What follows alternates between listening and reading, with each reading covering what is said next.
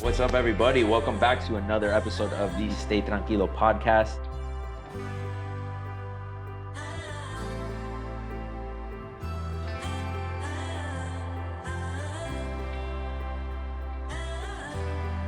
Our core was always having conversations with authentic creators, whether that's in business, that's in the music space.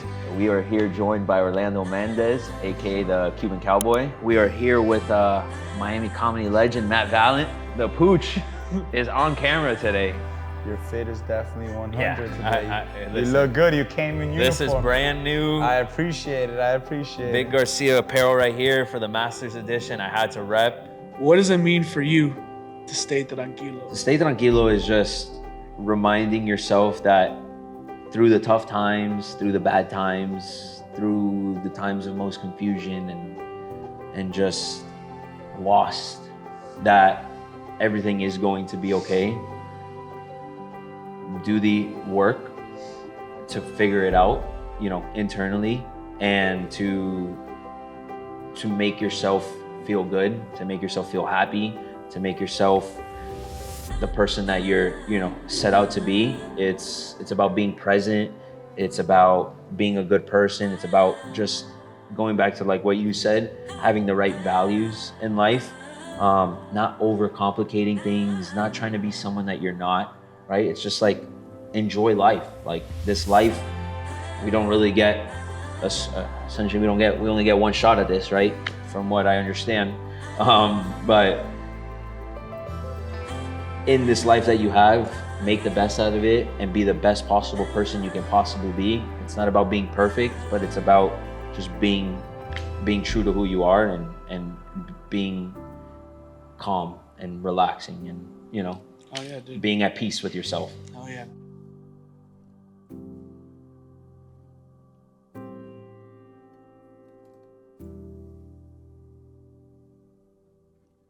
I think it's admirable that, the Hispanic content creators and talent is being represented in a big way right now. I think you made a great point, like Bad Bunny being like the epitome of that. But the biggest thing, and I'm sure you're seeing a shit ton of this now, is like brands really fucking care about it. And they're looking for people like you to endorse or do, sponsorship deals with, whatever that may be, because they know that audience not only watches a shit ton of content, but they have a shit ton of buying power too. Yeah. Like they're gonna spend money too. The Hispanic audience loves their people. Yeah. Right. Exactly. So like if I've got something going on, I've got a bunch of a diverse group of fans. Yeah. The Hispanic ones are the ones that are gonna be like, yeah, let me take part in that. Exactly. Because I don't know what it is. You bro. represent something, they're gonna be like, Lou represents that, I'm gonna represent that too. And it's funny, man. You do a skit that hits that algorithm and it blows up, and it's going to different markets, and it's left Miami, it's gone to the country. Yeah.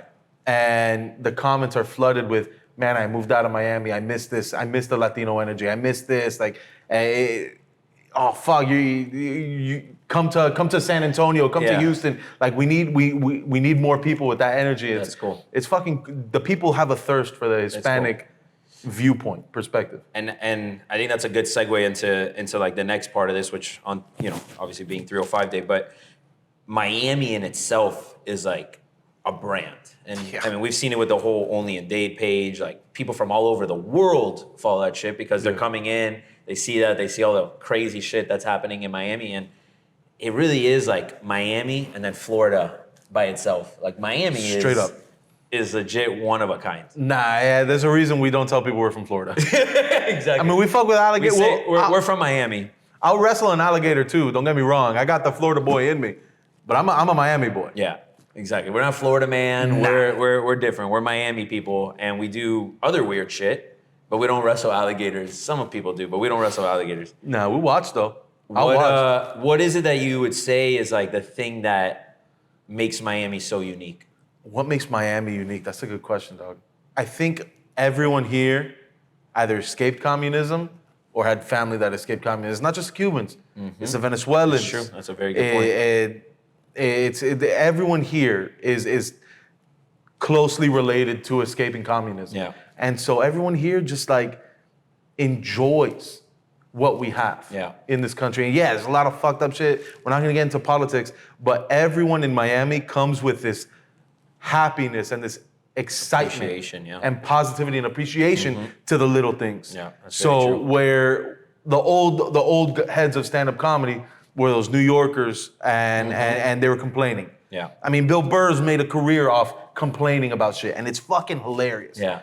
But we are the exact opposite. We're appreciative. Yeah. We're like, man, well, let me tell you the good about this. Let me tell you the crazy positives about this. We take everything very lightly, I would say, too. Yeah, like, man. not that everything's a joke, but like we will find, I think to kind of like how you're saying, like we'll find like excitement, or we'll make a laugh out of something bad, you know? Because at the end of the day, like you said, like our families came from like oppressed situations. A lot of people here came from similar situations, and they see that and it's like, it's not that big at the end of the day. Bro, at the end of the day, yeah, we got stroke, we got bills to pay and shit, Yeah. but you know what? We can go to the grocery store whenever we want. Absolutely, bro. Whenever we want. Absolutely. I want to play in the NFL. That's my dream. That's my aspiration. That's what I'm going to do. So, with my whole heart, that's what I believe. So, you know, do a little red flag, but I'm like, hey, it's a great opportunity, great school, and it's a platform. It's a platform to play football. And actually, funny story, the reason I didn't talk to Harvard is because I got on one phone call with them. Because Coach Dunn, he actually coached at Harvard. Really? So he I know sent- you coached at Catholic for a little bit. Yeah, so he coached at Harvard, and he sent the contact. And at the same time, the school I was committed to, Yale, said, hey, we're going to call you soon. Like from like the recruiting room with all the coaches and stuff like that. So I get a call. I'm like, okay, cool. And I pick up the phone, and it says Connecticut because the coach was from Connecticut. And so I pick up the phone thinking it's Yale, but it's really Harvard. So I'm on the phone with this guy for 10 minutes not knowing. And Yale and Harvard, this is like real deal. Yeah, Presidents that's go to this game. That's a rivalry right And I'm there. like, I can't, and 5 minutes of the call in, I'm like, he's like, you gotta come up to campus. I'm like, I can't wait to come up. You know, New Haven's a great place. And they're You like- know, go Bulldogs. And he's like, whoa, what? What did you just say? And I was like, yeah, go Bulldogs, you know, yay, Yale. Holy And I was like, at that moment, I just knew. Oh, It's like, you know, the moment where you're like, Yeah, you're like, I'm not getting anything just put in here. nice language, you fricked up, you know. I was like, oh. And he was like, that's the bad side of the river. Like, don't talk about that school, like, and all that Was stuff. he like genuinely upset? He was genuinely upset. Holy He was genuinely upset, and obviously they wanted to recruit. That's a crazy story. And I was like, shoot. And then from there on, I never heard from Harvard. Wow. Well deserved. But yeah, You know what? It wasn't meant to be. it wasn't meant to be. It wasn't meant to be. But then, yeah, so I was committed to Yale my senior year. We had a good senior year, but good is we made it to the semifinals. But now in Columbus, my little brother, he just won 2 back-to-back junior, It's like senior. states are So bust. that's a down year. So we had a down year for Columbus football. And after that season, I was kind of like, okay, I'm going to Yale. We got accepted January. I mean, everyone already signs in December. January, I was like, okay, I'm about to press like, hey, like, let me matriculate to the system. Let me go to Yale, you know? And then I get a call. I'm like, okay, like, what's this call? And it's the Cal coach saying that their quarterback flipped to UCLA on signing day, and now they're scrambling all ahead. They're like, oh shoot, like all the quarterbacks already signed. Where do we go? And since legally you can sign people until like February 3rd, they still like had an option to sign me. And the only reason the signing period's so above, And you had no contact with them no prior contact. to this point. West Coast. I barely even knew, like I obviously knew Cal and Stanford. Of course, yeah. I knew like Aaron Rodgers, Marshawn Lynch, but like Yeah. I'd never watched like a Cal game. I Right. was like, Cal, you know what I mean? I literally called one of my friends, Marcelo Mueller, he's at Michigan now. I was like, hey man, like, you know anything about Cal? Because we're on the phone, like, and stuff like that. He's like, yeah, great business school. I'm like, all right, sounds good. And I talked to the coach. I obviously researched more about Cal. Yeah. And I was lucky enough. He said, hey, we're going to come down and see you throw. And that day I was sweating bullets. I'm like, okay, this is my chance, because do I go Cal with Aaron Rodgers, Jared Goff? Or do I go to to like the Ivy League Ivy route? League Yeah. with, I'm a Miami guy. I went on my official visit to Yale, loved everything about it, except it was -4 degrees when I went. Yeah. I mean, I can't play football in -4 degrees, Yeah. you know, every day. That's rough. So I was like, let's go. Ended up going well. They offered me a scholarship, and I signed like shit. 3 days later. Wow. What a crazy turn of events. At the last hour, too. I really thought that I was going to go to Yale. Yeah. And my mom kept on saying like, hey, you're going to get a Power 5. At that point, there were 5 conferences. Right. Rip the Pac-12. But R.I.P. I was like, no way, mommy. Like, there's no way. Like, Yeah. I'm going to Yale. And then magically happened. So Moms always know. It's Moms weird. always know. They Yeah. always know. It's weird. So I'm a big believer that anything really is possible if you put your mind and you work hard at it, right? But sometimes the universe will say, hey, as much as you really want to do it, right now may not be the right time to do it, right? So it is a difficult kind of choice to make, and it's respectable that the fact that you kind of take that leap of faith and put yourself out there, because it's not easy, man. It's not easy. I know you know it, but it's not easy. People don't see they all they see is the fame and the fortune and all the glorious things that come with it, but they don't see everything in between the lines. My band and I were talking about that yesterday in the car ride, man, because there's, it's tough out here, and there's so many easier ways to make money. Right. That's what we were saying, is like, this can't be about the money. Right. No, you can't. Never, if you make it about the money, you'll quit fast. Right, and I feel like that goes for a lot of creatives. The second you do it for the money, man, it's gonna weigh on you, because there's so many easier ways to make money. True. This is a grind, this is a slog, and it's super. It's worth it. Obviously, you're doing what you love and your passion, but it ain't always easy. Yeah, no. There's a lot of not glamorous moments, especially this past, the past 2 years. It's a grind. But the reason you keep doing it is because you know that there's something on the other side. At least that's what you tell yourself. You convince yourself that, there's more, there's more. But you also have, a fan base, right? And the fan base really kind of aspires you to want to be more and do more, because you're like, shit, you know what? People are actually listening to me, Yeah. People are showing up to my shows.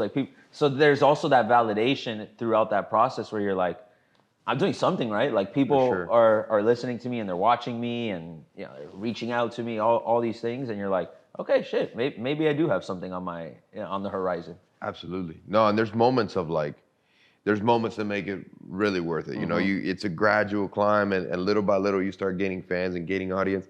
And then I feel like there's just a moment that pops a little bit, and there's, big growth. Yeah. And then again, slow. So part of the you live process. for those moments, I want to do green flags or red flags first.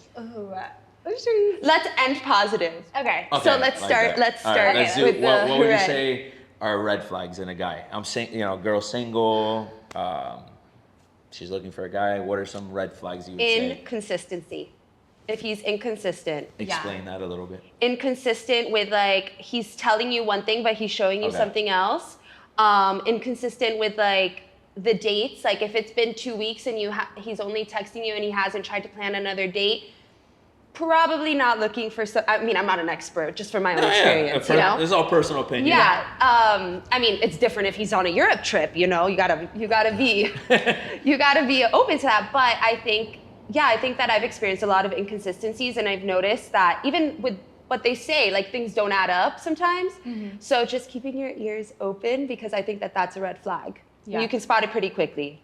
I think for me, a big thing for me is not following through with things that you say you're gonna do. Okay. I don't know, it's just my personality. Like, if I say I'm gonna do something, I'm gonna do it. So it drives me crazy when a guy says he's gonna do something and he doesn't follow through with it. Are there strikes to this? No. Or is it like a one strike? And, like, we always say this, no one's perfect. Right. Like, No. we're not perfect. No, There's but- no guy that's gonna be perfect. But I don't know. Nobody's perfect, but I do believe that there's, like, somebody that's gonna match your puzzle piece, Yes. and it's Standard. just gonna work. You Yeah. know, like, you guys Yeah. will get each other, but it takes a lot of work as well, and you've got to find somebody who's open to that. Yeah. Because it's not just like, okay, he's great, everything's awesome. It takes a lot of work, but I think it's like, and somebody who's scared of commitment is very, very much a red flag. Commitment's a big one. How would you, I guess, notice that though? Because I feel like there's people that obviously could do a very good job of hiding it. Yeah. Well, that's what I was gonna say too. Love bombing is a big thing. Do you know What's what that? is? No, I don't. You've been out of it for so my long. God. Oh my God, no, yeah. So love, Honestly, even if I was single, I probably love still bombing, wouldn't. and I'm curious to know if girls do this too. I'm sure they do. You think? I don't know. I'm just trying to give So the much guys the energy. benefit of the doubt. But it's like, we both experienced it, where the guy tells you, like, everything you want to hear right away. They move very quickly. You're like, you're so perfect. They talk future. They want all these things, like, after the first date. That's love bombing. but you don't like that, right? No, well, it's not. It's how not that- can you? How you barely know me? Right. Yeah. I So- feel like that's like, what's the word? Like not pushy, but like it's like too much. Yeah, it's kind of like they're trying to feed the narrative. Got you. to Yes, get I you understand in. what They're you're trying to saying. romanticize it, reel you Right. in, and then when They're telling you all the things that you want to hear for the intent of just Exactly. getting at you. Exactly. Got it. And then when they're you- like, oh no, I don't want a relationship. Yes, then they pull back, Yeah. and it's like, you know what, you're moving too quick, and it's Yeah. like, wait, hold on, I was going at your pace. Yeah. Like, Yeah. I got you. So that's a big thing right now. Yeah. Okay. I A could, big yeah, thing. I could see that. I mean, it's unfortunate, but I guess it's technically part of the game, Yeah. essentially. Yeah, you just gotta get. And then used it's to hard it. because they say, oh, like I think of my sister. When you meet the right person, things can move quickly. Of course, yeah. So it's like it's hard to know, like, well, are they love bombing me, or Right. is this like just the right person? So it's tough to. It takes time, and Yeah. and going back to what you were saying about how do you realize if somebody like is scared of commitment, it takes time. Right, You know, exactly. you're not gonna know right away, but there are certain things that you spot. At least for me, I was ignoring them, but they were definitely right in my face, and it was like, okay. I mean, now looking back, I'm like, well, that Yeah. was a sign, and so was this. Yeah, you yeah. know, so it's there. In the It's- moment, it's always the most difficult. you to have see your it. rose-colored sunglasses on, and you don't want to listen to anybody. Yeah. But you know, the best thing about those types of relationships is no matter what, you're going to learn something, and you can take it into yeah, into in your every future. situation, Yeah. you learn something. yeah. So let's get into the green Oh, flags. the green. You go first. I think close to their family is a big one for I like me. that one. That's a good Same. one. I think the way that they treat others, like big on, like when I'm on a date, I love to see how he is to the waiter. I could see I that, think yeah. like wait staff, like that's huge. Yes, I love. I think it's wait staff and like anybody that's like not of like this maybe like same level. Yeah. you Yes. know? Yeah. Like from the custodian to just like anybody. Yeah. Yeah. And I'm not trying to diminish those people at all, but like those are the people. Those people are not necessarily people that people pay attention to. Yeah. Right. And what I think that says is that like you're not selfish in your ways, right? It's very Exactly. easy to be BFFs with the CEO or the manager of the restaurant because why? You have like a personal gain from it. Yeah. Exactly. Whereas a random Joe Schmo, you don't really have any personal gain besides the fact that you're just a nice person. For sure. Yeah. I also, well, we always say this, I love this.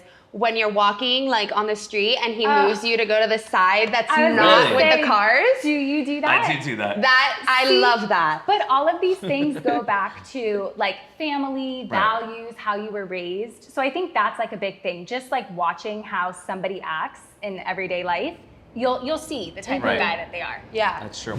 The biggest thing, man, like it doesn't even have to look good. It No, really doesn't, it bro. It doesn't. doesn't have to be the cinematic IMAX quality stuff, That's dude. true. If it's powerful imagery, like, dude, no one's Can gonna go a care. long way. It can be shot on a flip phone. Like, it Yeah. can be shot on a Motorola. But if it's like, you can't recreate those memories. It's all about the emotional touch points, right? How does it make you feel? Does it make you feel happy? Does it make you feel sad? Does it make you laugh? Does it make you feel entertained, right? Like there's so many facets that a video or a picture can do. And the reason you're going to engage with it is strictly about the emotional connection that you Yeah. have with what you're seeing. Whether that's something that it just hits like a pain point or it's like, damn, it brings back a memory. Whatever it is, there's something that a video and a photo can do that it just hits you a certain way and you're like, damn, like I like that. And that's why I call myself a storyteller, because I feel like what I do well is I can take you from point A to point B, and I can touch on so many emotions in that point that like you're gonna feel everything. You're Yeah. gonna feel sadness. You're gonna feel happiness. You're gonna feel like just anger, even like you're just gonna be maybe just embrace angry it at all. situations. 100%. So like, you know, that ability to tell a story through so many things and feel emotions. It's like the same way people look at paintings. Like if you really look at a painting, like you can go down so many emotions. Yeah.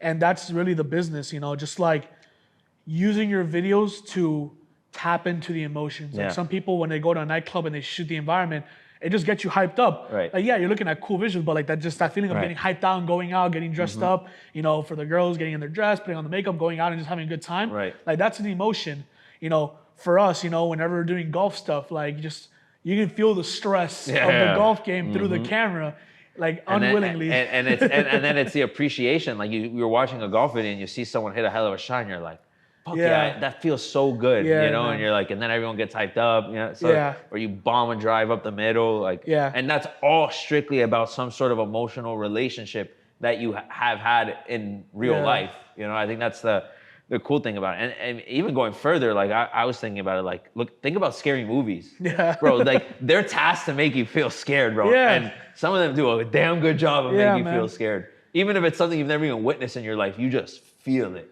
Yeah, man. I mean, like, I love what I do, bro, because Yeah. you can do so much with it. And, like, It's fun.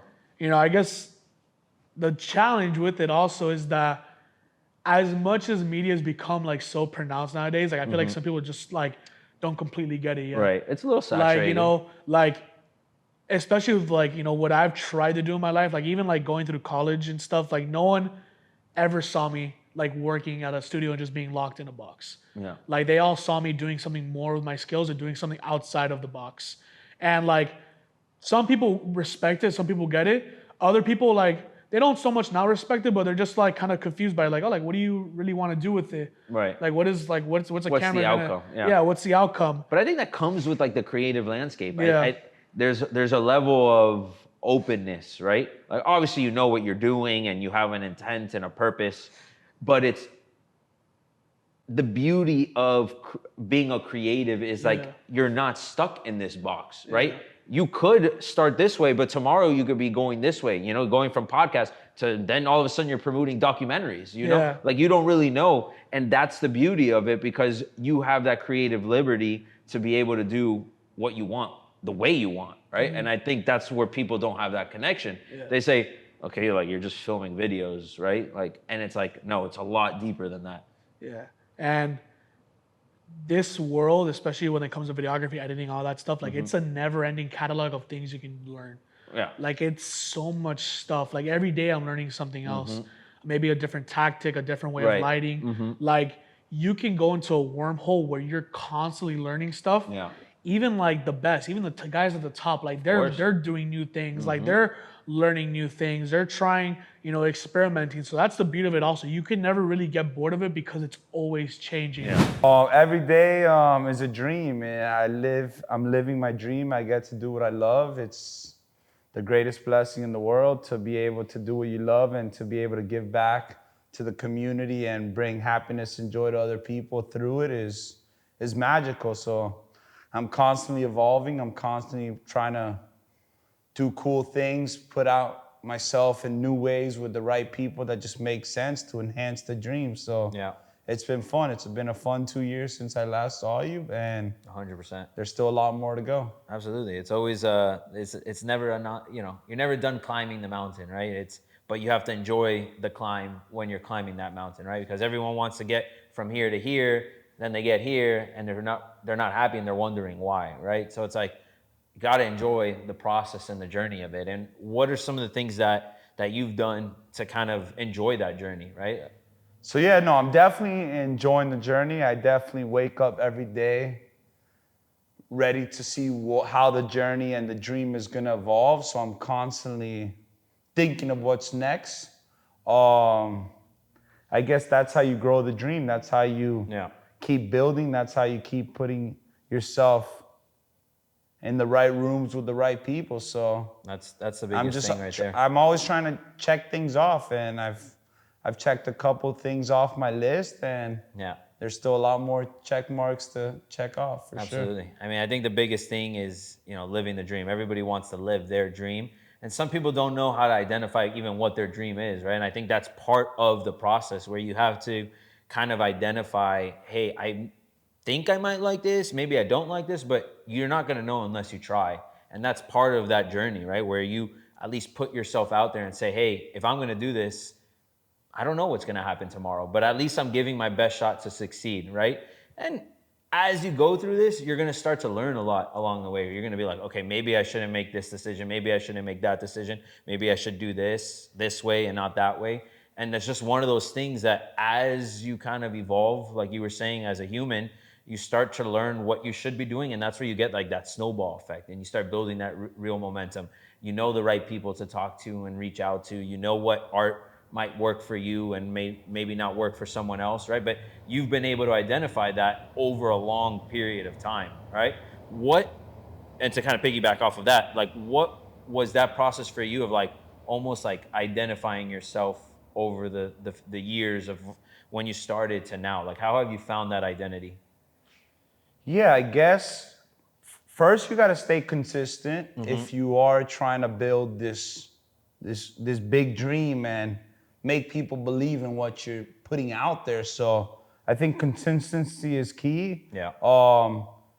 Just my same messages that I've been preaching since day one have just, you could find that throughout my work, and as I evolve, finding it in my clothes, in my murals, and the way I speak, the way I carry myself, the way I put myself in front of people, just making people believe in what you're doing, you know? I always say that I'm not in this dream alone. It takes people's love and support. If not, it's just a dream and not your reality. So True that. I'm constantly putting these characters, and I'm convincing people like, look, I'm here to stay. I'm here to bring good to the world, and hopefully you could join the dream and the journey and the family. Like in a good way, it's selfish. Okay. That I'm doing what I've always wanted. Like it fuels me. Right. You know? Yeah, it's something that you've always wanted to do. Yeah. So you're putting yourself in something that you knew you could do hypothetically. Yeah. Yeah. Like in a way, I know this is very dramatic, but I always tell myself like there's people that sign up to go to war and like do scary ass shit like that. That's a good way to put it. Yeah, I get to stand on the stage for 5-10 minutes, Absolutely. talk shit, you know. Yeah. Sometimes it works, sometimes it doesn't work, you know. Right. But I love it, man. And Kevin's been to a few of my shows. Nice. It's a lot of fun, and I can see you doing it. I can see you giving it a try. I'm not funny though. Dude. I'm funny in like a I don't even know, sarcastic way, I guess you could say. Like sarcasm is my comedy, but I can't deliver a joke, I guess you could say. I mean, maybe I can. I hate to say the word I can't, because you could do anything you put your mind to, and if you really want to go do it, you could do it. But God, I just picture myself on that stage, and I probably would be like, words wouldn't even come out of my mouth. I don't think. I get you. I really don't know what that experience would be. But it's funny because it says a lot about that world, because when people lose fantasy football championships or fantasy football leagues, some of the punishments are going and doing stand-up comedy. Like, that's how fucking brutal that is. I've seen it. Because I've seen it where we've talked about in our league, and you know, you look up articles of like examples of what the loser should do, and a lot of it is that. It's because it's that freaking uncomfortable. Yeah. And you know what's funny about those guys? They always kill. They always do great. I know. The Because they have nothing to lose. Yeah. They come up with their little composition notebook, and they always say the first thing, they're like, hey guys, go easy on me. I lost fantasy football, and everyone starts cheering. Yeah. It's like, come on. It loosens them up. Yeah, loosens them up. And then it's always like some horrible, like either racist or something that they shouldn't be saying. And you're like, all right, 8 guys in a fantasy league wrote those jokes, obviously. Got you. So they're delivering the jokes that are set from the league onto the. Yeah. But it's fun. I love seeing those. There's at my shows, there's people that are doing it for the first time. There's people that have been doing it 5-10 years. Yeah. You know? No, it's a grind. I mean, I feel like comedy's blown up too. I mean, you got Netflix specials now. Yeah. And then obviously, I think the Latino comedy has obviously blown up. Marcelo obviously being kind of like a big catalyst in that space. So it's crazy just to see how that world is blown up. Obviously, stand-up comedians have been around for a while, but they've evolved in a lot of different ways. Some of them turn into actors and go into the Hollywood route. Some of them just do tours, and you got guys like Andrew Schultz, that have made their own kind of path, I guess, in comedy, and created a podcast out of it, right? So it's like, although there's a lot of comedians out there, there's so much variety out there. Like, you got something for every type of humor, I feel like. Yeah, and I think the biggest thing, what you were saying about Miami comedians, is what's so crucial is that it's easy to do the Miami stuff when you're here in Miami, but once you go to like Tampa, Palm Beach, Orlando, New York, all these other like cities. How do you deliver that? It's hard to deliver, but you see guys like Marcelo, he kills it. Saturday Night Live, obviously. I've seen a couple of his sets, and he still does his Spanish stuff, but he makes it so gringo. Yeah. Like his bit about the Spanish teacher loving him. It's so relatable that even like all the gringos understand it. Exactly. And we were actually talking about this last night. We were saying how gringos, Americanos, whatever, however you want to call them, they almost are just naturally entertained by us, right? Like, they come down here and we have like that like Latino flavor, and there's like already a level of like, oh, like he's interesting, or Little she's spice. interesting. Exactly. And it's like, so when they see a guy like Marcelo putting the skill, like, they tie in the perfect, like where we relate to it on a more personal level, whereas they relate to it more on like that entertainment, like that's just like the stigma around us as Latinos. And, you know, I think Hollywood has represented us in comedic ways always. So like that's just like how we're presented out there. And they're just piggybacking off of that. And like you said, I think Marcelo just does a good job of being that guy. Yeah. And now he's getting a bunch of praise. Like I'll see like his TikToks on Saturday Night Live and all that. And you go through the comments and you see like he's getting like the Pete Davidson praise. You know how they're like, oh, I want Marcelo to like, oh my God, like I need this man. Like they're like going girl crazy over it. And he's like, I'm sure if you met him, he's like a regular 5'7" guy, like a regular Miami guy. He seems super nice. But it's so funny how like that fame and the humor brings out like the girls like that Ted Bundy, you know, like they obsess a little bit over it. Yeah. As a small business, it's really hard. I think backing yourself and being so confident, it's hard. I sit here sometimes like, am I doing the right thing? Am I going down the right path? Like, should I have started this?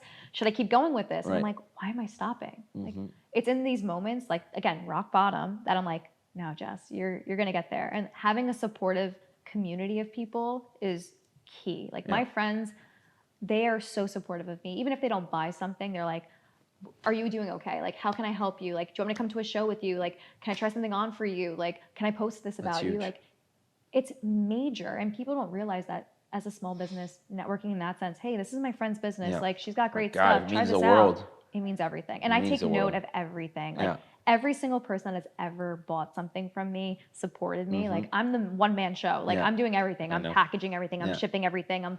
I take note of everything. And I'm like, I'm so grateful for each and every single one of you. Like, I've had girls purchase every single thing I've ever released. And I've named products after them. So I name products after people in my family or like really inspirational women that I come across in my life. So like I had a few girls that bought every single piece. I was like, I'm naming this one after you. And they're like, what? Like, why me? I'm like, why not you? What did I do? Why not you? But that just shows like how selfless they are. They don't even like realize how impactful what they are, like what they're doing is to you and people that are going through things like this. Exactly.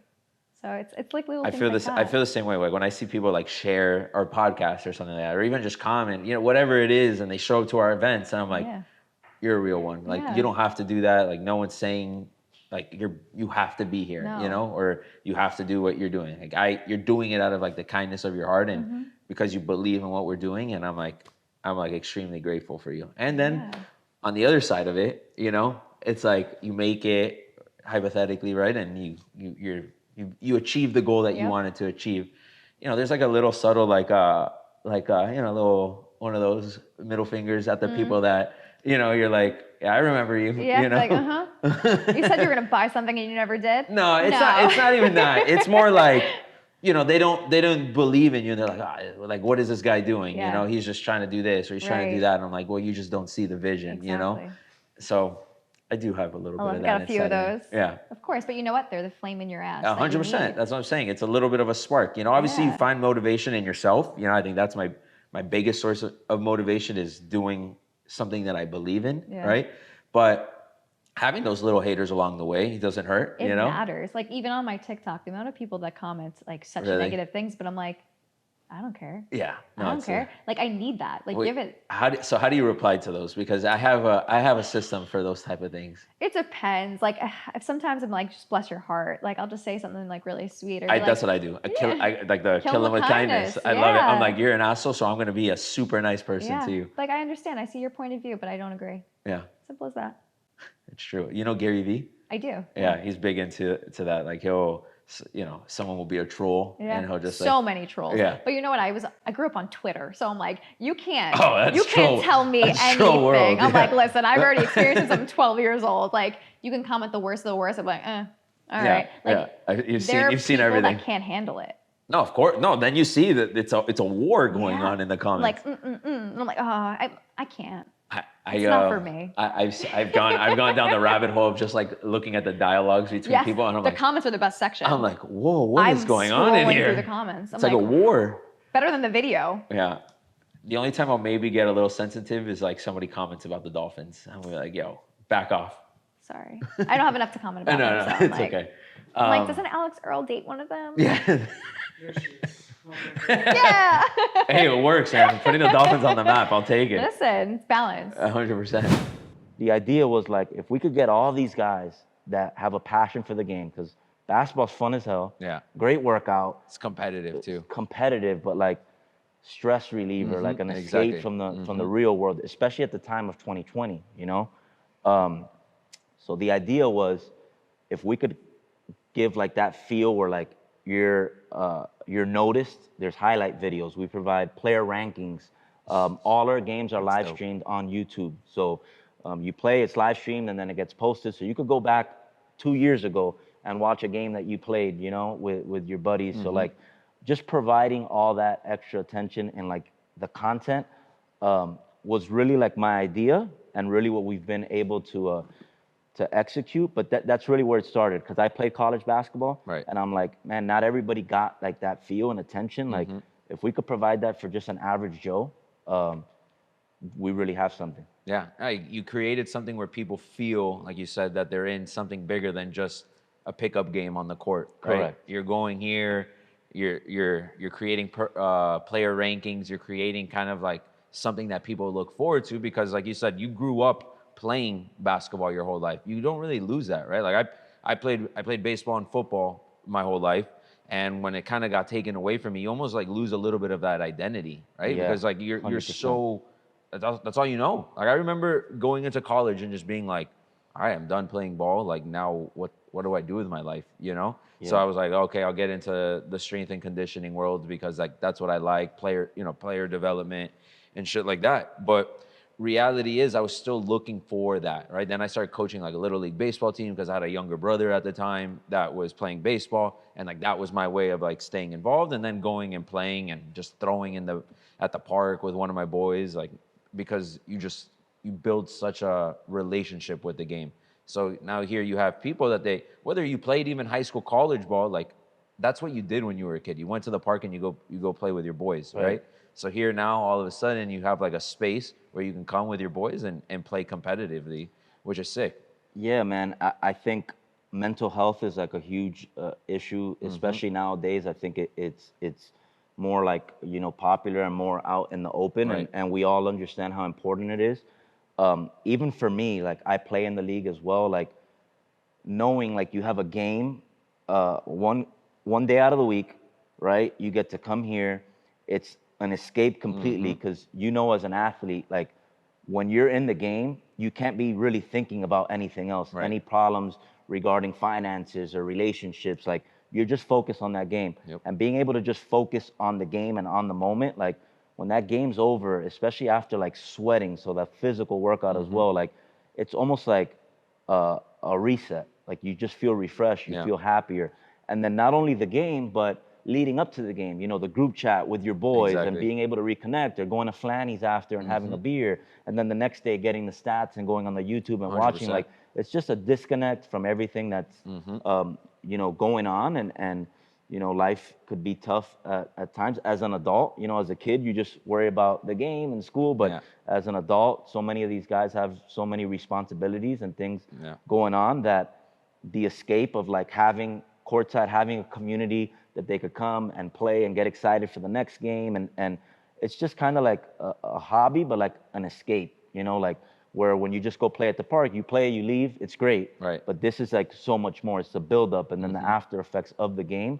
That to me is like the most rewarding part. And then also there's been a ton of guys, man, that were just, they came in the league out of shape, you know, especially in 2020, you're home all day, you know, eating and depressed in a way. And then, you know, you come here and you're not only getting in shape in the 1 hour game a week, or some guys are on 2 or 3 teams, but it's not only in those 1 to 3 hours, it's the motivation of like, I want to go to the gym because I want to be better in the league, right? So we've seen so many guys just be out of shape and drop 20, 30, 40 pounds and just incredible. like they're just back into it. Or even guys that were in somewhat shape, like they just got that love for the game back, where they're like, shit, I got a league, like I feel like I'm playing high school again. And so we've been able to build a community over these years, and just it's really impacting people's lives for real. Oh yeah, it's crazy. The mental health thing is a big thing. You know, it's something that people, like you said, are becoming more aware of. And just like you have to take care of your physical health, you got to take care of the mental side of your health. And it takes work. You know, it takes time that you put in. And you know, everyone I think has their own way of doing it. And I do think sports and just being around a community is a great way to do it. It's something, like you said, you're working all day, you want something to disconnect, right? Yeah. And this is where you've kind of created that space, which is dope. Yeah. The little kid inside of me always like is screaming, like losing his shit. So when you obviously you get that huge kind of spark between all these NFL guys now that are posting it on their Instagrams and then getting reached out by a bunch of guys, when was it for you that you were like, hey, shit, like this is now I'm gonna double down and I'm gonna do this like full time? Was it in that moment that you were like, this is it, like I'm gonna turn this into something a lot bigger, or were you still kind of like in that, oh, I'm just gonna keep riding this wave, I'm gonna see where it goes, see where it goes, see where it goes? Like when did that kind of like switch flip? You know, you're gonna laugh when I tell you this. Like, I don't think it has yet to me. So Yeah. this isn't my only job. Like, I own tire companies. Right. And it's not because of necessity or anything, because this is I do very well for Of myself. course. But I've always been that person that dreams, like, my dreams are on steroids. And I always tell people, I was like, man, like when they're thinking here, for some reason I'm here. And a lot of times I'm crazy, and I know I'm crazy, and it's like, it's crazy until I can make it work. And I've always believed in myself more than I think the average person. So like when I started, I didn't know the capabilities. I didn't know how far I was going to make it, but I knew there was no bound. There was nothing I had to like compare myself to, because there was nobody in that space. So it's not like, oh, well, I can only get as big as X, or I can only go as far as Y. I was like, there's nobody in front of me. So it's like, I'm running a race by myself. I have nobody to pace me. I have nobody to aim. So it's like, all right, you just got to outdo yourself every single day. And that's how I lived. I just kept doing it.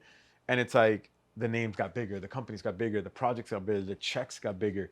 And I'm just like, holy cow, holy cow. And I never put a ceiling on. I learned a lot. I had a lot of valuable lessons. But like, I've never said like, this is not a viable business. I think since the beginning, even when my mom asked me that, I was like, I'm going to turn this into like craziness. Yeah. And that's how I always believed in everything I did. I mean, I've been doing this too, and it reminds me of like kind of like my journey in starting this too. It's like you have a little bit of like delusional confidence, I guess, in yourself, right? And your product and everything. Like deep down, you're like, money's not being made, at the time or whatever it might be, and you're like, really, why am I doing this? But you look at it and like that's society's barometer to where you're at in that moment into what success is, right? But here you are, and you're doing all these amazing things and connecting with all these amazing people that you would have never connected with in your life, right? It all started with painting a shoe, and then you've met, some of the largest, athletes, and you've gone to some of the craziest sport venues and done some of the craziest things, the brands, all that, right? And to me, that is like, there is no value on that, right? And I was telling someone the other day, I'm like, I could be 70 years old. This shit doesn't turn into anything and whatever. I think I would still be doing this because I love it too much. Yeah. I tell people all the time, it's like when I started, shoes used to take me about 20, 25 hours, and I would charge $150. So $6 an hour is how I started. Like I sold 3 sandwiches and I made that in 30 seconds. But I loved it. Yeah. I've always, listen, I was this delusional kid too that was 4, 5, 6, 7. Oh, I'm going to make Major League Baseball. I'm going to be in the NFL. I realized I'm Hispanic and I stopped growing. So like, I've always been that kid. And so when this happened, it was just like, this is my way in. This is my way to be that lawyer agent that I didn't end up going to law school for. Like, this is my way in. And now I look back, I'm like, I have just as much and sometimes even more access than some of these agents that are controlled by regulations that I get to do stuff. I'm in rooms. I mean, I was at Super Bowl. I took my mom to a Super Bowl. It was incredible. Like in rooms with people talking about stories. And it's just like the people you meet, it's wild. Because so many times you'll meet somebody and people from my past that I either went to high school with or people that like I know or know of me or my family. And all of a sudden they're like, hey, I'm the CEO of blah, blah, blah. And Marcus, I'm a huge fan. Or I'm a Columbus alum, like Marcus Lemonis. Right. We worked together because of Columbus. Yeah. And it was just like, I love what you do. Oh, he found out I was a Columbus alum, I think, after the fact. Oh, and then all of a sudden that fast forwarded everything. Cow. And it's just like, it's a blessing, man. And it's just like you said, like, it's not, if you're doing it for the money, and I feel bad saying this, but I always tell people this all the time, like, never do something for the money. Yeah. Because today, if I told you what's that number that you need to do the shittiest job, you know what, Mark, if I make $1 million a week, I will do the shittiest job in the world. Right. Cool. There's going to be a day in your life when that million is not enough to do that job. So I always tell people, like, if you do it for the money, there's going to come that point in your life where like, bro, I've got $1 million, I have $100 million in the bank. What do I need to do this anymore? Yeah. I don't do it for the money. Yeah. I mean, I charge for my job, Of course. but like when you start, like you said, I can be 70 years old and I love what I do. I love the people. I love the reactions. And that's what I do it for, man. It's the truth. Yeah, it's a passion project, and you just run with it, and you kind of let destiny take its course after that. man, it's wild. I started with shoes. I've done so many other things Yeah. and worked with brands, and now it's like it's expanded to these things, and I'm like, you want me to do what? Okay, cool. Like, and all right, well, this is what we need, and this is the paychecks, and I'm like, holy, Yeah. all right, cool. It's almost like unbelievable. yeah. If you can go back in time and have 30 seconds with your 17-year-old you, what would you tell him in those 30 seconds? With my 17-year-old me, man. Wow. I would tell him, like, you're gonna be a fucking badass. Like, that's what I would tell him. Like, forget about what everybody else is gonna fucking think about you. Forget about all the shit talking that might happen. Like, just be you, be proud of yourself through the process, and realize, like, you're more of a badass than you think. That's exactly what I would tell myself. You like that question? I do like that question. Made me think, but I did have an answer for it. But yeah, no, that's what I would tell myself, because when you're 17 years old, you're confused, and then you add all the other shit that's going on in your life, and you're like, what the fuck? Like, why? Yeah. You know, that's the other thing. You ask yourself, like, why the fuck is this happening to me? You know, but Yeah. God's got plans for you, and if you just trust it, and Amen, brother. it's all gonna work out. Yeah, you never want to question why something's happening. You always want to know, okay, What if this is is this happening, bringing to me? what does this mean? Mm-hmm. Like, that's something, especially my mom, she always tells me, like, every obstacle it's a challenge, but there's something on the other side of that hump. Like, you're gonna get tested throughout your entire life, and it's a matter of how you tackle those tests. And I think you did it the right way, brother. To be honest, so. man, I think Thank you. it's admirable to see, kind of overcoming that hump, and then especially like seeing your little brother and stuff and see how he's gone Yeah. up, man. Like, you raised a good kid, man. To be honest, man, you raised a good kid, and like, It was my mom and me and my Yeah, other man. brother. It was a team effort for sure. Yeah. But I mean, dude, I look back at those moments. They were tough moments. Yeah, And man. Tears were shed, and fuck, bro. That was your plot. Yeah. That was like, what do you call it, the plot? That was like the intro to your story right there, brother. It is. The It plot. We is- haven't reached the plot yet. No, we haven't. And I We're one not- day want to write a book, and I would like. It's tough because you never really want to go through that, like. No. Fuck, like, yeah, I haven't talked to my dad in like 12 years or so, and my brother didn't have a relationship with his dad, and being my dad, obviously the same person, and like, part of me always is like, do I go back and try, but then I'm like, I don't think it's worth it because I'm like such in a good place right now, but yeah, I mean, this is the cards that I was dealt in life, and you come out better from it, and I'm happy with where I am as a person, and I still have so much room to grow as a person.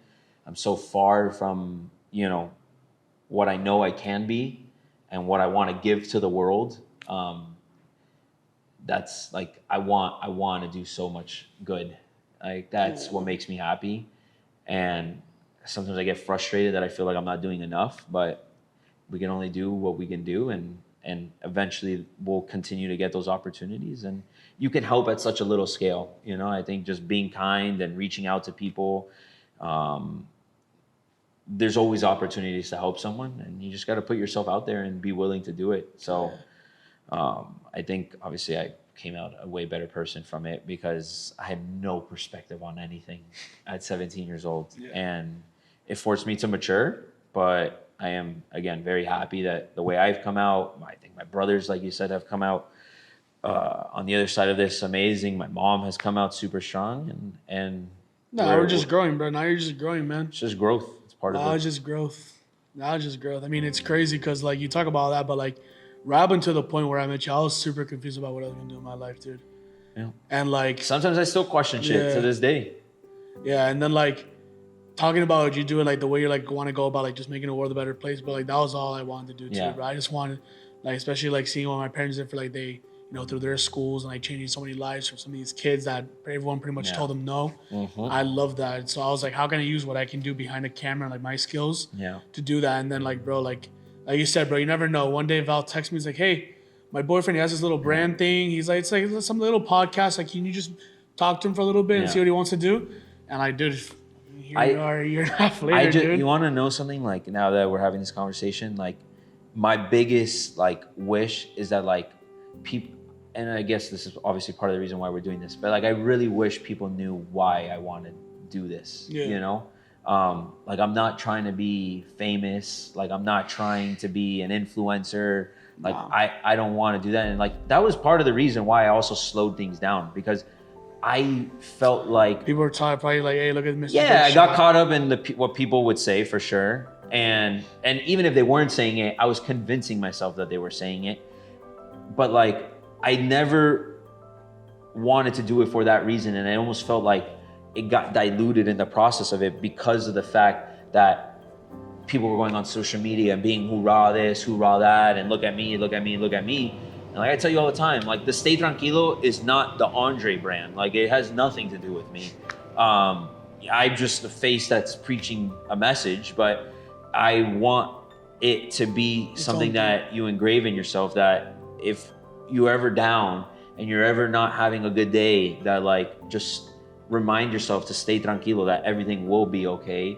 And there's a ton of people that love you, and there's a ton of people that are gonna lift you up, and your life is going to be good. Like your life is going to be good. Just gotta trust it, you know? Have faith and just surround yourself with good people, because we all need it. And I always want that to be engraved in people's heads, because I think we need it more than we realize. And I just want people to realize like I am actually like trying to do something good. What would you say is like next for Stay Tranquilo? Next for Stay Tranquilo, man. Don't want to go crazy with saying everything, but I think we're gonna expand. I think that's the best way I can put it. We're gonna expand. We're gonna bring more stuff to more people. We're gonna bring in people to help us do what we're doing. Like-minded people, good people. And I think that you will start seeing Stay Tranquilo a lot of places other than just YouTube. I think you're gonna start seeing a lot more of us. You're gonna see a lot more people talking about us. And I think it's just gonna be it's gonna become a household name very soon. I agree. I think that's a great way to put it.